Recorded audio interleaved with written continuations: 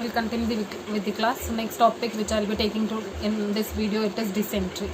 So in the previous video we have seen about the diarrheal disease. Now we'll see what is dysentery. So dysentery, it is usually an inflammation of the intestine causing diarrhea along with blood. Okay, so that is dysentery. It is usually an inflammation of the intestine causing diarrhea along with blood. So WHO has defined dysentery as any episode of diarrhea. Okay, any episode of diarrhea in which blood is present in loose watery stool. Okay, any episode of diarrhea in which blood is present in the loose watery stool. Okay, this is the definition of. This is usually the definition of dysentery, which is usually given by WHO. So dysentery, it is usually an inflammation of the intestine causing diarrhea along with blood. So WHO defined dysentery as any episode of diarrhea in which blood is present in loose watery stool is usually known as diarrhea. So this is caused by number of infections such as bacteria, virus, parasite, worms or parasitic worms or protozoa. Okay, so this is usually caused by many infections such as bacteria, virus, parasitic worms or protozoa. Okay, so that is usually that, and this is usually a type of gastroenteritis. Okay, this is usually a type of gastroenteritis. So it is dysentery. It is usually an inflammation of intestine causing diarrhea with blood. WHO defined dysentery as any episode of diarrhea which is along with blood, with blood is present in the loose watery stool.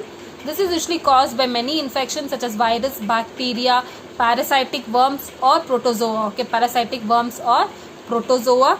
This is usually a type of gastroenteritis. Okay, this is usually a type of gastroenteritis. That is usually about this. So this is of two types. Okay, this dysentery is usually of two types. One is bacillary dysentery, that the other is amoebic dysentery. Okay, so this type of dysentery, it is usually next is types of dysentery. Types of dysentery is usually of two types. One is bacillary dysentery, the other is amoebic dysentery. So now we'll see what is this bacillary dysentery. Okay, now we'll see what is this bacillary dysentery.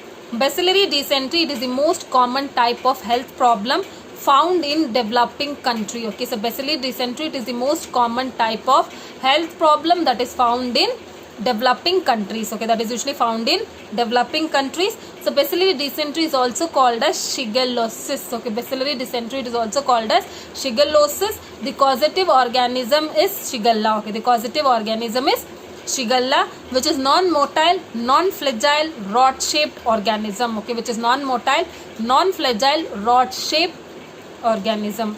So it is usually types of dysentery. It is usually there are two types of dysentery. One is bacillary dysentery. There is amoebic dysentery.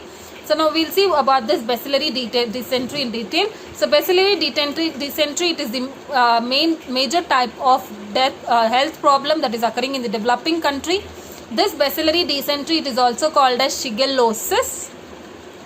So this is also called as shigellosis. The causative organism of this bacillary dysentery is Shigella, which is non-motile, non-flagile, rod-shaped organism. So that is usually there.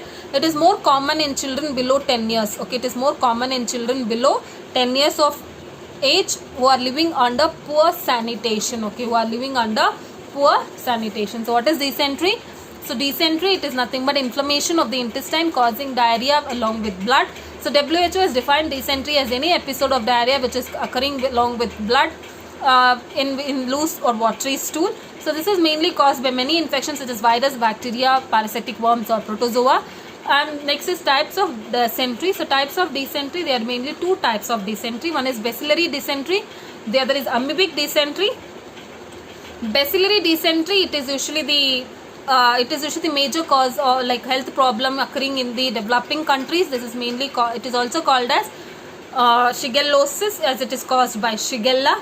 It is non-motile, non-flagile, rod-shaped organism. So it is usually about this. So this is occurring in the children below 10 years of age who are living under poor sanitation. Okay, living under poor sanitation. So mode of transmission, it is mainly transmitted through oral fecal route. Okay, it is mainly transmitted through oral fecal route. The other contributing factors which might transmit this by this bacillary dysentery, it is mainly due to poor contamination, poor personal hygiene, lack of sanitation, unhygienic environmental conditions. Okay, unhygienic environmental conditions. So and then taking market available food. Okay, taking market available food such as ice cream and other open eatables. Okay, taking market available food such as ice cream or other open eatable. So that is usually transmission of this disease. It is mainly mode of transmission is through oral fecal route. The other contributing factors that might transmit the disease, it might be poor hygienic practices, poor environmental sanitation, lack of sanitation, like using unsafe water or using market available products such as ice cream or other open like other eatables which is kept open. So all this thing, when it is there, these are usually the contributing factors that might transmit the disease. So that is usually about this mode of transmission. So incubation period, it is about 1 to 7 days. Okay, incubation period takes about 1 to 7 days. Okay, it usually takes about 1 to 7 days.